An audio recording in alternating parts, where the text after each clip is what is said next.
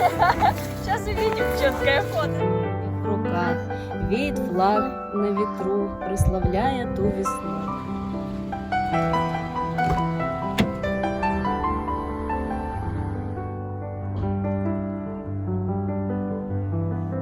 Форсорт опустить, все как надо.